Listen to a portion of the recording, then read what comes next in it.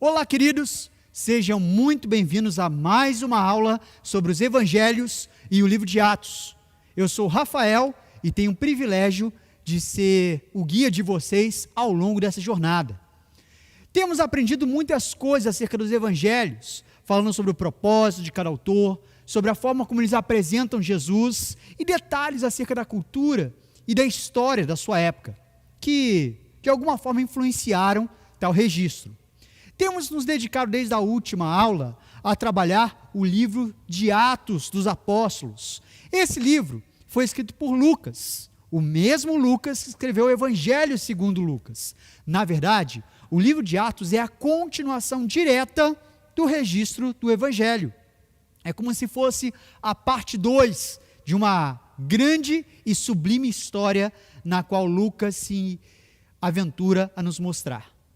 Bom, no Evangelho de Lucas, ele falou sobre como testemunhas oculares davam respaldo ao seu testemunho, escrito ali e oferecida a um leitor chamado Teófilo, que nós não sabemos exatamente quem que era, mas tudo indica que o propósito de Lucas, ao escrever o seu Evangelho e o livro de Atos, era promover o cristianismo no mundo gentílico. Lembrando que o mundo gentílico eram pessoas que não pertenciam ao povo judeu. E de alguma forma, eles precisavam abraçar essa nova religião que estava propondo coisas novas. Porém, algumas dificuldades surgiam diante desse abraçar a nova religião. Uma delas dizia respeito às diferentes correntes filosóficas que haviam entre os gentios da época. E eles queriam saber se a religião ali cristã, ela respaldava esses anseios ou essas ambições filosóficas. E é notável como Lucas redige o Evangelho mostrando que Jesus era o modelo de homem perfeito. Um segundo obstáculo que colocavam diante da aceitação ao cristianismo como uma religião era justamente a relação do cristianismo com a política. Será que ela se opunha aos valores políticos vigentes da época? Então, Lucas se propõe a mostrar uma certa inocência política do cristianismo, mostrando que o seu proponente, Jesus Cristo, apesar de ter morrido numa cruz, uma morte dedicada a assassinos ou pessoas que cometeram algum crime cruel contra o governo, elas recebiam esse tipo de morte. Mas apesar disso, Jesus era inocente politicamente falando. E há um destaque por parte de Lucas sobre como Pilatos, ele lavou as suas mãos diante da forma tão injusta como Jesus era acusado. Ele declarou: eu vejo esse homem como um cara inocente, não vejo nele culpa alguma. Vocês que estão acusando ele, façam o que quiserem. Então, o fato de Pôncio Pilatos ter se eximido da condenação de Jesus mostra que Jesus era inocente politicamente falando.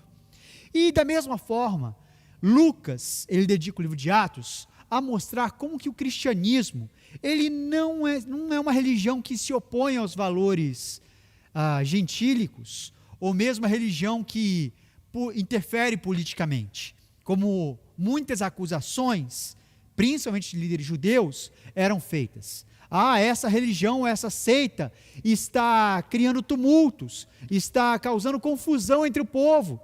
Então Lucas redige o livro de Atos para mostrar que as coisas não eram bem assim, e que as acusações levianas que levantavam contra cristãos, os apóstolos e os convertidos ao cristianismo eram acusações injustas, movidas pela inveja do povo judeu. De uma forma interessante, Lucas também mostra a expansão do Evangelho seguindo uma diretriz dada pelo próprio Jesus. Pregue o Evangelho em Jerusalém, em Samaria, toda a Judéia e até os confins da terra. E o livro de Atos trabalha exatamente essa progressão, mostrando ali como que o Evangelho ele foi pregado em Jerusalém, como ele chegou em Samaria, em toda a Judéia e como ele foi chegando até os confins da terra. Essa é a grande dinâmica do livro de Atos. Como eu disse na aula relativa ao Evangelho de Lucas, tanto o Evangelho como o livro de Atos, ele escreveu num estilo de literatura de viagem, ou seja, são as viagens que direcionam e norteiam o enredo desse tipo de literatura, que é um tipo de literatura muito famosa e popular na sua época.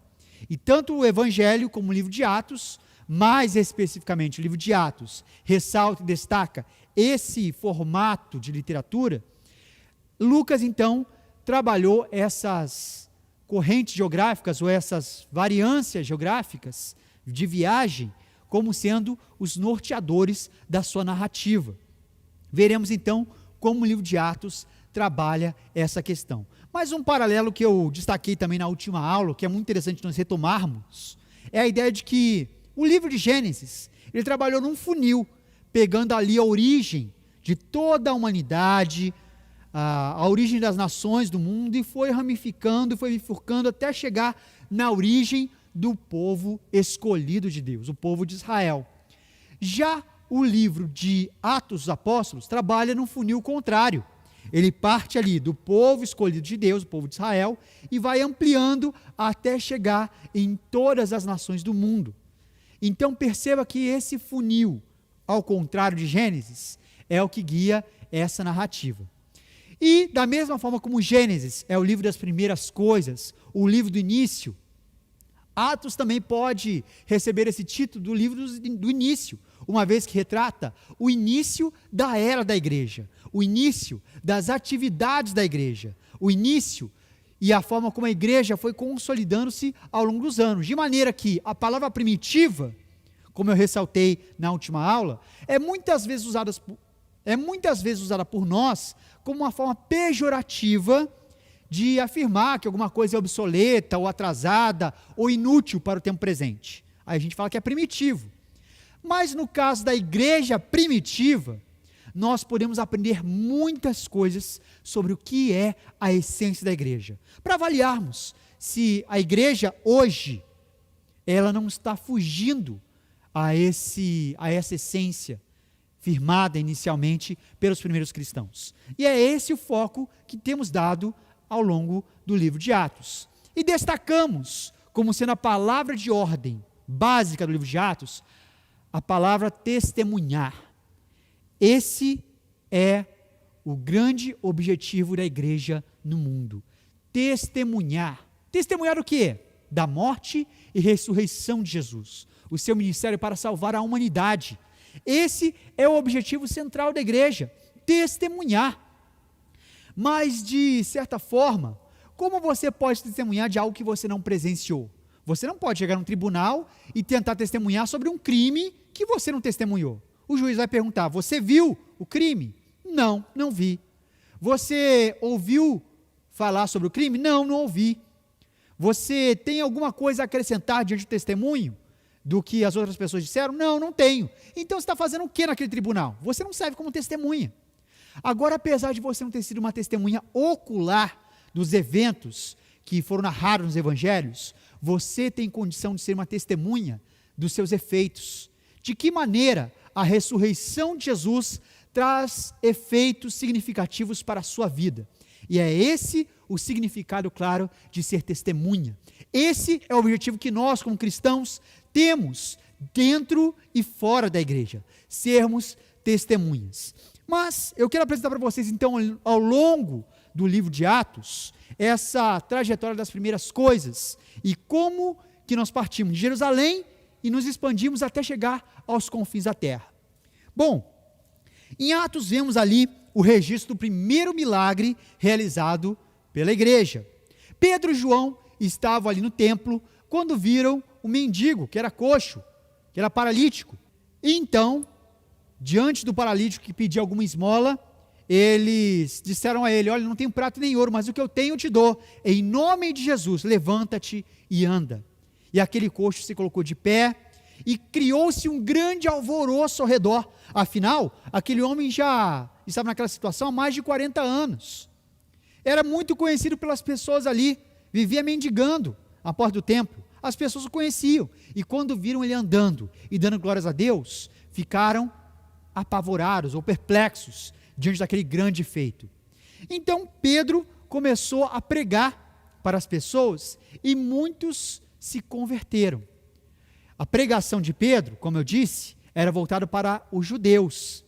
E os judeus não tinham necessidade de crer em Deus, porque eles já criam em Deus. Mas os judeus tinham necessidade de se arrepender e mudar a forma como pensavam acerca do Messias. E é notável como a pregação de Pedro tinha esse foco. O Jesus a quem vocês crucificaram, Deus ressuscitou dentre os mortos e nós somos testemunhas dessas coisas. E foi em nome desse Jesus que nós operamos essa cura a esse homem. E de tal forma alvoroçou a multidão aquele fato, que os saduceus resolveram levar Pedro e João diante do sinédrio. O mesmo sinédrio que algum tempo atrás tinha se reunido para crucificar Jesus. Bom, e diante desse sinédrio, Pedro ousadamente fez o seguinte discurso. E diz o texto, movido pelo Espírito Santo, ele disse-lhes: autoridades e líderes do povo, visto que hoje somos chamados para prestar contas de um ato de bondade em favor de um aleijado, sendo interrogados acerca de como ele foi curado, saibam os senhores e todo o povo de Israel, que por meio do nome de Jesus Cristo, o Nazareno, a quem os senhores crucificaram, mas a quem Deus ressuscitou dos mortos, este homem está aí curado diante dos senhores. Este Jesus é, aí ele cita uma profecia, a pedra que vocês construtores rejeitaram e que se tornou a pedra angular. Não há salvação em nenhum outro, pois debaixo do céu não há nenhum outro nome dado aos homens pelo qual devamos ser salvos. Olha só que coragem, porque esse mesmo Pedro, diante do sinédrio, ele negou seu mestre, com medo de ser crucificado. Esse mesmo Pedro se mostrou covarde quando foi pressionado e acusado de que você estava andando junto com aquele homem. Não, eu não conheço esse homem, juro por Deus que eu nunca o vi. Bom, esse Pedro agora está com coragem diante daqueles que crucificaram Jesus, dizendo: vocês mataram o Messias. Veja que coisa maravilhosa. E isso causou perplexidade também aos líderes, aos saduceus. Afinal, vendo a coragem de Pedro e de João, e percebendo que eram homens comuns e sem instrução, ficaram admirados e reconheceram que eles haviam estado com Jesus. E como aquele homem curado estava ali, eles não podiam negar ou dizer nada a respeito deles. Por isso, mandaram eles embora, mas com severas recomendações, que não falassem desse Jesus ao povo. E eles disseram: olha, cabe a vocês decidirem, nós devemos ouvir a homens ou ouvir a Deus. E eles severamente repreenderam eles, dizendo: não preguem nesse nome, e deixaram eles ir, até porque a multidão estava muito eufórica, animada e louvando a Deus por conta daquela cura maravilhosa feita por aquele aleijado que estava naquela condição há mais de 40 anos. Uma coisa interessante é que esse aleijado estava ali na porta do templo há mais de 40 anos. As pessoas o conheciam muito bem. Não fazia muito tempo, Jesus andava ali por Jerusalém e em várias ocasiões visitou o templo. Certamente Jesus deve ter passado por aquele coxo, mas a cura não foi feita naquele momento, porque era preciso que a cura acontecesse nesse momento da história, para que a glória do Senhor Jesus fosse manifestada de maneira tal que 5.000 convertidos fossem acrescidos à igreja. Então perceba uma estratégia divina relacionada ao tempo. Muitas vezes nós queremos um milagre para agora, nós queremos algo para o momento em que estamos pedindo, uma coisa tipo fast food, peça pelo número, e não nos atentamos ao fato de que Deus tem um tempo para todas as coisas. Esse coxo que estava na porta do templo não foi curado na época de Jesus, mas porque ele precisava ser curado naquele momento, onde 5.000 pessoas seriam acrescidos à igreja. Na sequência, tivemos então a primeira oposição à igreja. Foi essa oposição que os saduceus e o sinédrio, de maneira geral, fizeram à pregação de Pedro e João e insistiram, repreenderam para que eles não falassem mais nesse nome. E depois desse período, há um relato sobre a forma como a igreja, ela crescia em unidade. A mente e o coração de todos era um, de tal forma que as pessoas vendiam o que tinham para repartir entre si. E dá um detalhe sobre um homem chamado José, cujo apelido era Barnabé, que significa filho da consolação ou encorajador. Barnabé, ele tinha um campo, ele vendeu esse campo e levou o dinheiro diante dos apóstolos e falou: olha, está aqui para vocês dividirem entre os mais necessitados. A igreja era uma mente e um coração. A dificuldade de um era a dificuldade de todos. E o privilégio e os bens de uns eram os privilégios, os bens de todos. Esse é o verdadeiro significado de comunidade. Eles tinham tudo em comum. Mas diante do momento em que essa comunidade, esse repartir do pão e essa unidade de mente e coração estavam fervilhando na igreja, um homem chamado Ananias, ele foi constrangido a dar o dinheiro de uma propriedade que ele vendeu também aos apóstolos. Constrangido na cabeça dele, porque ele não era obrigado a nada. Mas ele aspirava aquele mesmo título de benevolência que era dedicado a outras pessoas, como o exemplo de Barnabé. Ele deu tudo o que tinha para ser repartido entre os mais pobres. E Ananias queria também a honra sem o sacrifício. Ele queria a glória sem a honestidade.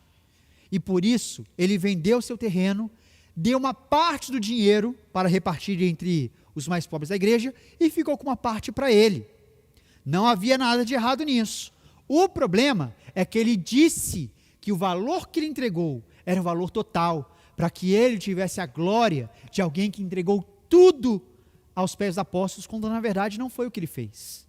Então essa necessidade de ter glória sem sacrifício, ou de honra sem honestidade, foi o ponto culminante que fez com que o Espírito Santo matasse Ananias pela sua mentira. Na sequência, sua esposa Safira chegou procurando ele, e os apóstolos perguntaram: olha, é verdade que vocês venderam aquela propriedade e entregaram todo o dinheiro para os pobres? E Safira, buscando sustentar a mentira do seu marido, disse: sim, é verdade. E os apóstolos disseram: poxa, Safira, por que o diabo entrou em você e conseguiu te convencer a mentir? Porque você mentiu contra o Espírito Santo, não contra homens.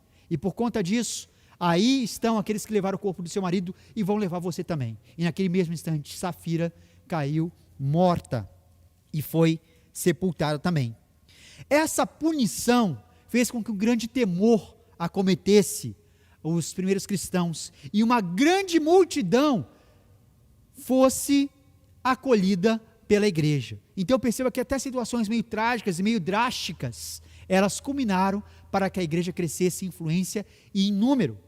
Agora um detalhe interessante é que Ananias e Safira, eles morreram para que Deus pudesse deixar claro o que era aceitável e o que não era aceitável na igreja. Comunidade, honestidade, sinceridade de coração e de mente. Não podemos fazer as coisas para aparecer ou para se mostrar para os outros. A igreja não é uma hierarquia piramidal, onde os maiores ficam no topo e os menores são oprimidos e precisam de alguma forma mostrar o seu valor para galgarem posições superiores.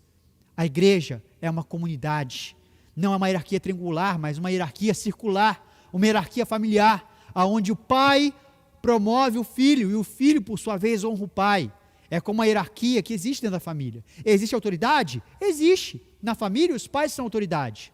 Mas o pai não fica brigando pela sua posição e dizendo: eu não quero que os meus filhos puxem meu tapete ou se tornem pais melhores do que eu fui.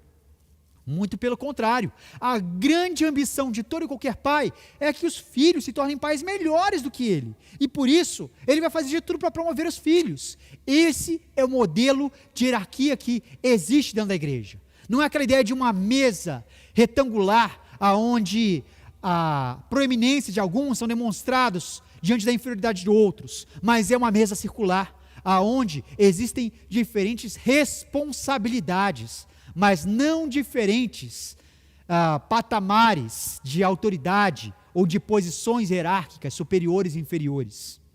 Logo depois é relatado o fato de que os discípulos começaram a pregar no templo e faziam vários milagres, e sua pregação alcançava cada vez um número maior de pessoas, de maneira que os saduceus prenderam novamente agora os discípulos e foram interrogá-los, falando: vem cá, nós não falamos que vocês não podem pregar nesse nome?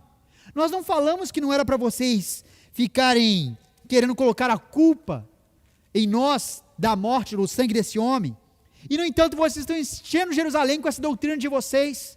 Então Pedro e os demais apóstolos disseram ousadamente: vale mais obedecer a Deus do que aos homens. Ou seja, nós vamos obedecer a ordem que recebemos de Deus, não que vocês querem.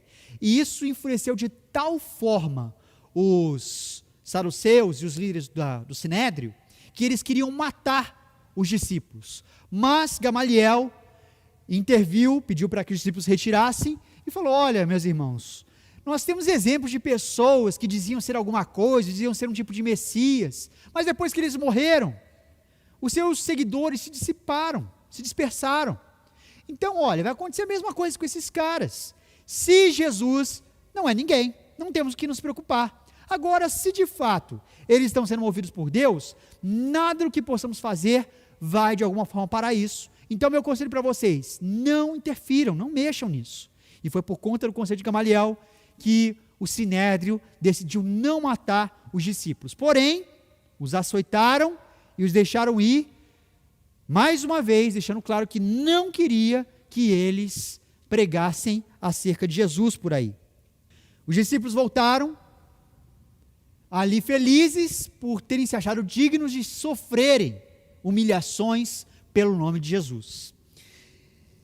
E a coisa foi se desenvolvendo ao ponto que teve uma primeira necessidade na igreja, e o primeiro ofício é instituído, o ofício dos diáconos, aqueles que servem às mesas.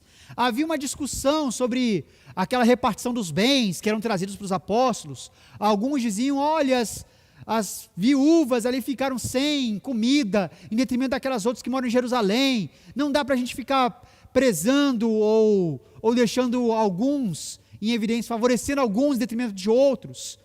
E a discussão foi de tal forma que os apóstolos falaram: olha, não quer a gente ficar resolvendo esse tipo de coisa, nós precisamos nos dedicar à pregação e oração. Vamos então instituir algumas pessoas que vão cuidar dessa parte, que vão servir as mesas, que vão repartir os bens igualmente entre as pessoas. E foi assim que foi instituído o primeiro ofício da igreja, o ofício de diáconos. Então tiveram os apóstolos e os diáconos, 7 líderes da igreja escolhidos para servirem à mesa. Agora, uma coisa interessante que é preciso destacar aqui: ao contrário do que muitas igrejas pensam, ou mesmo utilizam, o fato de você ter mais de um ofício na igreja não é um rótulo, porque quem usa rótulo é garrafa. O fato de ter mais de um ofício na igreja diz respeito à necessidade, a suprir necessidades. Ponto final. E é notável como aqueles que eram chamados de diáconos, aqueles escolhidos para serem diáconos, entre eles estavam Estevão e Filipe, 2 grandes evangelistas, que são ditos ali como pessoas que pregavam o evangelho, discutiam e provavam que Jesus era o Filho de Deus, e pessoas que operavam grandes milagres. Ou seja, dizer que os apóstolos agora, eles exclusivamente ficariam com a pregação e oração, e os diáconos ficariam exclusivamente com o serviço da igreja, é um grande engano, uma grande forma errada de entender essa ideia dos ofícios. O ofício tem a ver com uma responsabilidade primeva, ponto.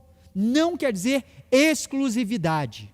Então, os apóstolos, eles pregavam sim, eles operavam milagres, eles dedicavam a oração, mas os diáconos, além de servir à mesa, ou cuidar da repartição dos bens, que era o seu ofício, sua obrigação primeva, eles também pregavam, eles também oravam, eles também faziam grandes sinais e maravilhas. Então essa questão de rotular alguém como sendo isso, ou como sendo aquilo, e restringir a sua atuação, é uma forma contrária de agir de acordo com aquilo que o Espírito Santo tem nos movido a fazer como igreja.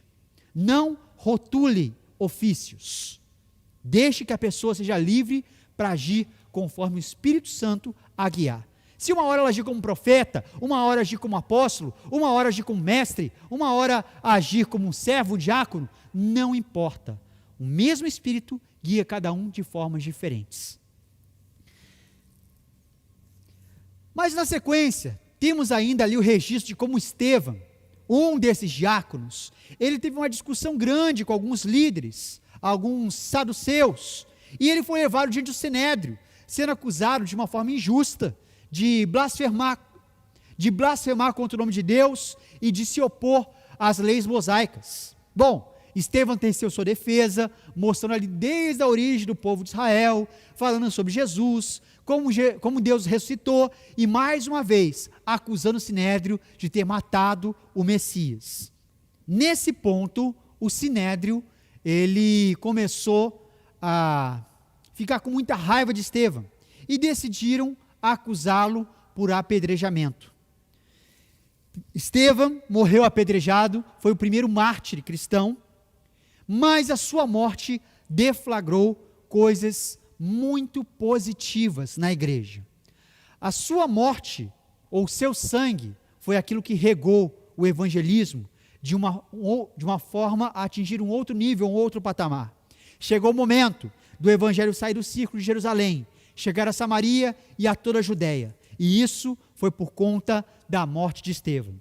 Aliás, estava ali, diante daquele martírio, um jovem chamado Saulo, jovem que era do partido dos fariseus, criado aos pés de Gamaliel, e que viu, diante daquela morte de Estevão, de um cristão, uma grande ameaça à fé judaica. Afinal, um homem como Estevão estava disposto a morrer para sustentar o seu testemunho. Isso é algo perigosíssimo. Isso é algo que certamente era algo que ameaçava explodir e espalhar para todos os cantos. E Saulo, ele se empenhou e se dedicou a não deixar que essa seita, conhecida até então como seita do caminho, uma seita do judaísmo, se espalhasse por aí.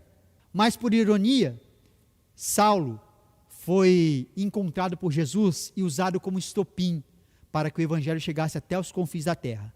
Mas essa história nós vamos saber mais em breve. Voltando para Estevão, aquela morte de Estevão deflagrou uma grande perseguição aos cristãos. E eles foram espalhados.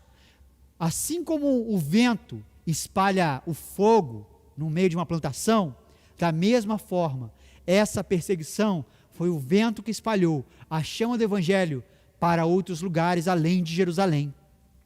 De maneira que Filipe, aquele outro evangelista, que também foi um dos diáconos da igreja, Filipe, ele chegou a Samaria, e ele pregou o evangelho de tal forma poderosa, com manifestação de milagres, que fez com que alguns apóstolos fossem até lá, e uma grande multidão de samaritanos começasse a se converter. Então, pela primeira vez, o evangelho saiu dos limites de Jerusalém, chegou ali em Samaria, e os samaritanos que antes eram odiados pelos judeus, começaram a se converter em peso, começaram a se converter em massa.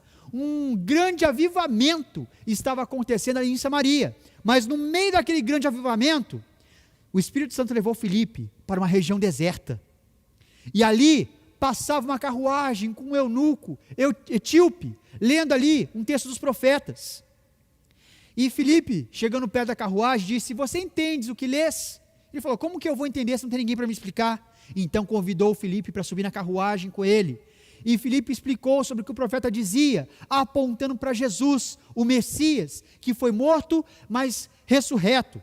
E aquele eunuco etíope, que também era judeu, mas morava na Etiópia, ele levou o evangelho até a sua região.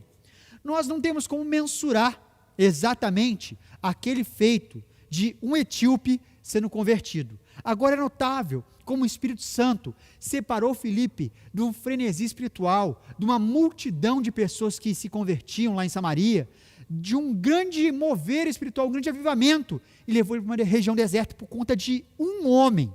Muitas vezes nós como igreja mensuramos o sucesso das nossas ações baseado em números. Esse evento teve grande sucesso porque alcançou um sem número de pessoas. Esse evento não teve tanto sucesso porque não alcançou o número esperado de pessoas. Mas, quando olhamos para Atos, vimos que o Espírito Santo, ele move os evangelistas para momentos oportunos da expansão do Evangelho. E às vezes, isso foge à nossa percepção humana, mas certamente, aquele eunuco etíope fez com que o Evangelho chegasse até os confins da terra. A Etiópia se converteu e tiveram muitos cristãos, certamente, graças ao testemunho desse etíope, que foi ali considerado importante pelo Espírito Santo. Foi batizado no meio do caminho e voltou para sua terra natal, como um cristão ali em terras estrangeiras. E foi assim que o Evangelho passou de Samaria, Judeia e até os confins da terra. Mas grandes coisas ainda estavam por vir. E uma delas aconteceu quando aquele homem, Saulo, que ao ver o martírio de Estevão, se enfureceu e se dedicou a aniquilar aquela seita do caminho, quando estava indo para a cidade de Damasco, levando ali a autorização para perseguir, prender e até matar cristãos, ele teve um encontro com Jesus no meio do caminho. Jesus apareceu para ele e disse: Saulo, por que me persegues? Eu sou Jesus a quem tu persegues. E a luz que o ofuscava foi tão forte que fez com que Saulo ficasse cego. Os companheiros de Paulo conduziram até Ananias. E Ananias já havia recebido ali uma instrução da parte do Espírito Santo de que ele precisava receber Saulo.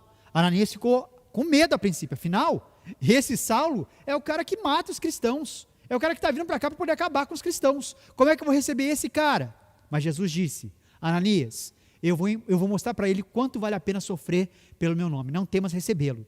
E Ananias o recebeu, pregou para Saulo, orou por ele, a visão de Saulo voltou, ele batizou Saulo, e Saulo começou a pregar em Damasco, falando que Jesus era o Messias.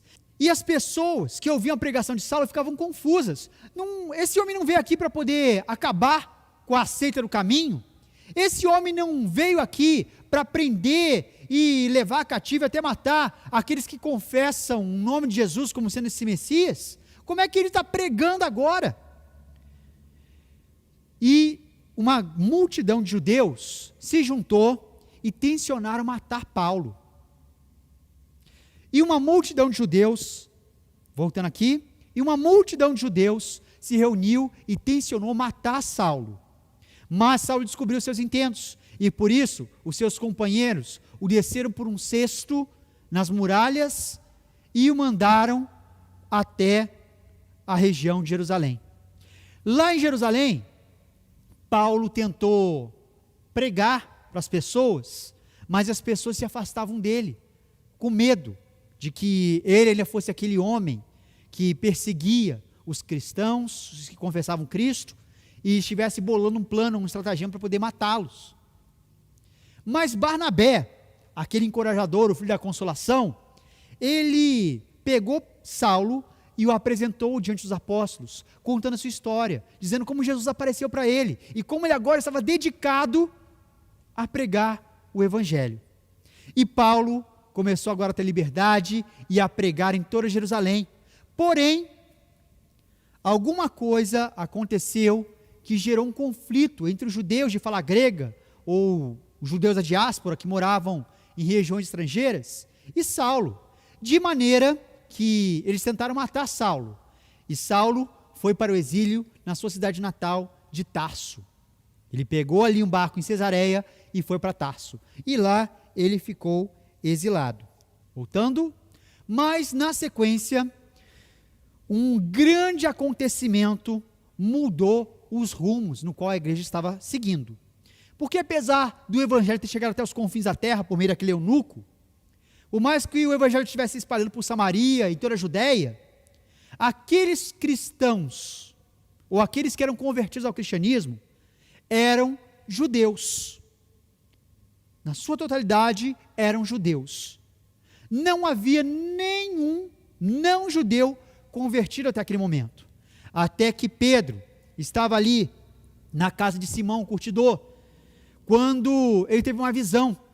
Do céu descia ali um pano com animais impuros e uma voz que dizia: Pedro, mata e come.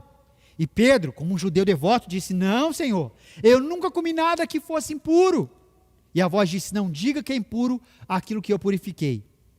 Enquanto ele estava pensando sobre o que significava aquela visão, alguns mensageiros chegaram a Pedro para levá-lo até a casa de Cornélio, um gentil, ou seja, um homem que não era judeu, era um romano, mas alguém que era muito benevolente para com os judeus, alguém que investia na construção de sinagogas, alguém que cuidava dos judeus com grande estima, e por isso era tido como alguém em grande estima pelos judeus. Esse Cornélio teve uma visão de um anjo que pedia para que ele chamasse Pedro ao seu encontro, e por isso Cornélio mandou esses mensageiros. Os mensageiros chegaram para Pedro, só que Pedro, como um judeu devoto, ele jamais poderia comer na casa de alguém que não fosse judeu, jamais poderia estar hospedado na casa de alguém que não fosse judeu, como Cornélio. Afinal de contas, isso significaria que ele estaria se contaminando. Mas, diante daquela visão que ele teve, não diga que é impuro aquilo que eu purifiquei, ele decidiu ir com os mensageiros. E chegando na casa de Cornélio, Cornélio contou sobre a visão que ele tinha tido, e Pedro então pregou sobre Jesus, e algo fantástico aconteceu. Aqueles gentios, aqueles que não eram judeus, receberam o Espírito Santo de Deus. Pessoal, não sei se vocês conseguem perceber o quanto isso é importante na história, mas até aquele momento, nunca na história o Espírito Santo foi derramado sobre o não-judeu. O Espírito Santo no Antigo Testamento era derramado sobre líderes do povo, reis, profetas, sacerdotes, pessoas dedicadas a operar o plano de Deus no mundo. Mas somente judeus recebiam o Espírito Santo. No dia de Pentecostes, começou o cumprimento da profecia de Joel, na qual o Espírito Santo seria derramado sobre toda a carne e sangue. Até sobre os servos e as servas derramaria o meu Espírito naqueles dias. Os filhos profetizarão, os jovens terão visões, os velhos terão sonhos. Bom, o Espírito Santo seria derramado sobre todos, mas desde o início do cumprimento dessa profecia em Pentecostes, até esse momento, na casa de Cornélio, o Espírito Santo só tinha se derramado sobre judeus, pela primeira vez na história da humanidade. Gentios, pessoas que não tinham nada a ver com os judeus, além da sua afeição pelo judaísmo, pela religião judaica, eles receberam o Espírito Santo de Deus. Pedro ficou extasiado com aquilo e falou: como é que eu posso negar o batismo para pessoas que foram aceitas por Deus? Como é que eu vou negar o batismo com água para aqueles que já foram batizados com o Espírito Santo de Deus? E por isso Pedro os batizou. E este foi o momento chave para que a igreja chegasse até nós nos dias de hoje. Ali começou a romper-se a barreira entre judeus e gentios. E esse primeiro estalo, ou esse primeiro mover para quebrar essa barreira, foi feito pelo próprio Deus, que derramou o seu Espírito sobre os gentios. Bom, depois disso, Pedro teve que se explicar perante a igreja, a liderança da igreja, como é que ele se hospedou em casa de homens gentios, como é que ele comeu junto com gentios. Então Pedro falou: olha, eu fui lá por conta de uma visão de Deus, preguei para eles se converteram, e olha só, Deus derramou o seu Espírito sobre eles. O que eu vou falar agora a respeito disso? Que eu vou dizer que eu não posso batizá-los? Ou que eu não posso me juntar a eles? Se Deus deu o seu Santo Espírito para eles, como é que eu vou criar algum tipo de inimizade? E Pedro, então, fez sua primeira defesa diante da igreja com relação à sua junção com gentios, que se converteram ao cristianismo. Mas a coisa não parou por aí, porque aquela perseguição deflagrada pela morte de Estevão, pelo martírio de Estevão, ela fez com que o evangelho chegasse até a cidade de Antioquia, da Síria. Mas a coisa não parou por aí. Depois disso, aquela perseguição aos cristãos, deflagrado pelo martírio de Estevão, fez com que o evangelho chegasse à cidade de Antioquia.